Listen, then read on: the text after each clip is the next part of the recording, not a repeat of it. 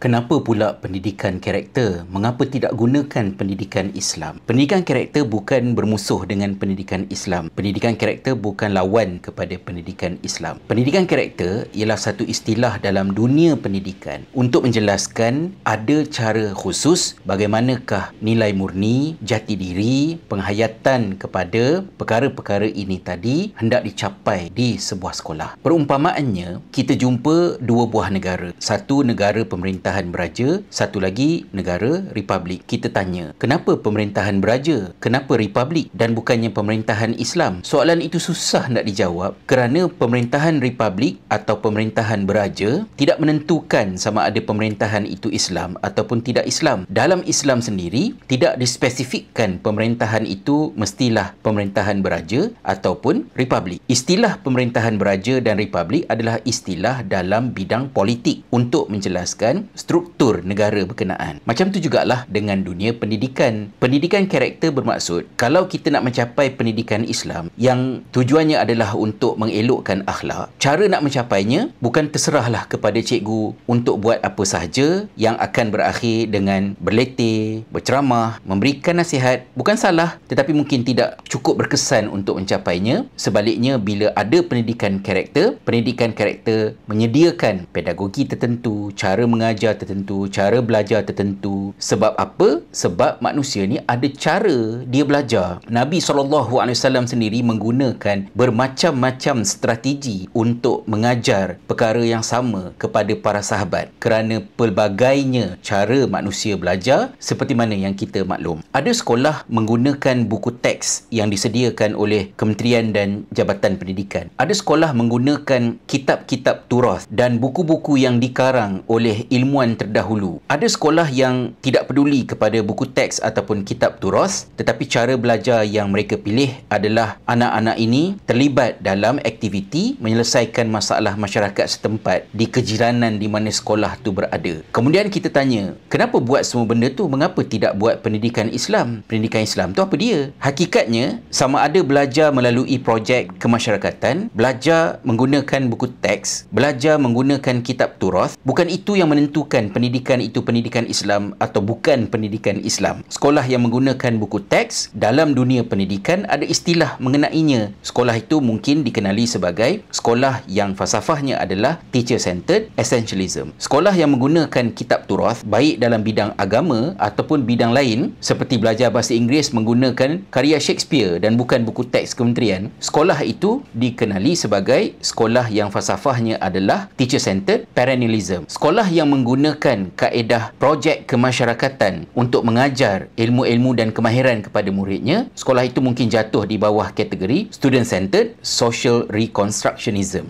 Kenapa bukan pendidikan Islam? Soalan yang bermasalah, susah nak memberanakkan jawapan yang betul. Sama ada guna buku teks ataupun guna kitab turath ataupun melalui projek kemasyarakatan, ketiga-tiganya boleh menjayakan pendidikan Islam. Oleh demikian, apabila kementerian mengumumkan agenda mengenai pendidikan karakter, secara asasnya ia adalah berita baik. Ia adalah berita yang bermaksud proses untuk pendidikan di sekolah nak menyemai nilai murni akhlak, ada strategi tertentu, ada pedagogi tertentu yang boleh diguna pakai. Atas kapasiti apakah saya bercakap tentang pendidikan karakter? Saya juga masih belajar. Cumanya di sekolah kami, Khalifah Model School Primary, Khalifah Model School Secondary, kedua-dua sekolah kami mengaplikasikan apa yang kami sebut sebagai Khalifah Method. Khalifah Method itu adalah model pendidikan yang kami pakai di sekolah kami. Dalam dunia pendidikan universal, supaya saya boleh jelaskan kepada orang bukan Islam di Finland, di Ireland atau di mana sahaja, sekolah Khalifah ini apakah yang menjadikan dia sekolah Khalifah, maka saya jelaskan bahawa kerangka yang kami guna di sekolah kami jatuh di dalam kategori pendidikan karakter. Bagaimanakah cara untuk nilai-nilai murni dicapai? Kita ada strategi khusus yang berlaku di dalam kelas, di dalam subjek, di luar kelas, antara kelas, di rumah dengan ibu bapa, pasukan pentadbiran, pendekatan yang berbeza di sekolah rendah dan kemudian di sekolah menengah. Sekolah rendah kami menggunakan kurikulum Kementerian Pendidikan,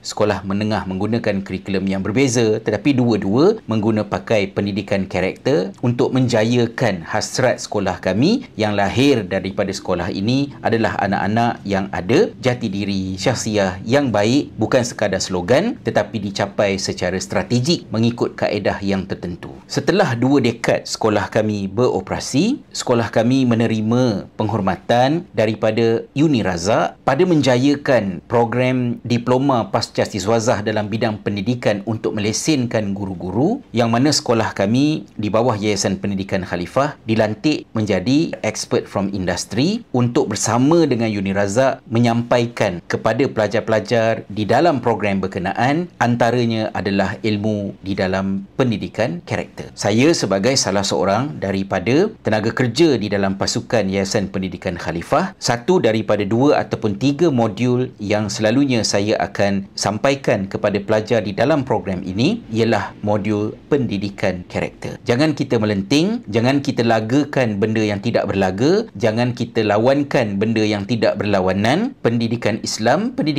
lah. Pendidikan Islam tu apa? Mungkin video lain yang nak menceritakannya, tetapi pendidikan karakter bukan ganti kepada pendidikan Islam. Pendidikan karakter berpotensi membantu pendidikan Islam mencapai apa yang pendidikan Islam hasratkan. Mudah-mudahan hasrat murni Kementerian Pendidikan disusuli dengan strategi, kaedah yang boleh membantu mencapai. Saya tidak membandingkan Kementerian Pendidikan dengan usaha sekolah kami, kerana sekolah kami hanyalah sebuah sekolah kecil. Kementerian Pendidikan mengendalikan sebuah negara, tetapi teorinya, kerangkanya, penyelidikan dalam dunia berkenaan adalah yang kami aplikasikan di sekolah kami dengan mengguna pakai apa yang dikenali sebagai metod Khalifah. Jangan gaduh-gaduh, bertenang, tidak jelas, boleh bertanya, boleh kita bincang sama-sama. Jangan buang masa, jangan buang tenaga, naikkan tekanan darah untuk perkara yang tidak ada hujung pangkalnya. Pendidikan anak-anak memerlukan kita semua untuk bekerjasama, kukuh-mengukuh, bantu-membantu dan bukan bermusuh dan saling melemahkan antara satu sama lain.